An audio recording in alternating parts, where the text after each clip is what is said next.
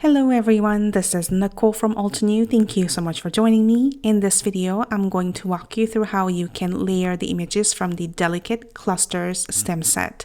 This one has a wonderful bunches of flower and the stems and the leaves, and it has alphabetically labeled so you can easily look at the steps and layer them together. It is also a very forgiving set, so you don't necessarily need to precisely stamp and layer it, but I'm going to show you how you can layer these images easily. I'm starting with alphabet A group, so this one is A1. You're going to start with the stem and the leaves. And after that, I stamped this in bamboo, sorry.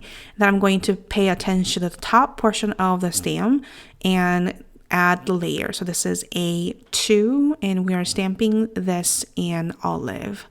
I'm going to stamp that right on top. It's pretty straightforward when you line up these bottom ones and the top dot on the top right portion of the image. I layer the third one using moss, and then now we're going to add some flower bunches, and you're going to make sure you line up the top portion and the bottom right portion of the stem. That way you can add the flower bunches to go on top. Some will overlap. Don't worry if you don't get it perfectly, so you can see how I'm adjusting my stem to go in between those images. When you line up the bottom flower and the top flower on each end of the stem part, it'll be easier for you to layer them. So I am using Pink Diamond, Pinkalicious, and Rubelite for these three images. And for the center, I am using Razzleberry. So these are the flowers that will create the A group. Now we are going to move on to B group. I'm stamping the stem and the leaves cluster once again in bamboo. And after that, I'm going to add the layers on the top portion of the stems using olive and moss. I'm going to focus on more of a right side of the stem this time so that you can layer three images on top of each other. The last one is stamped using moss.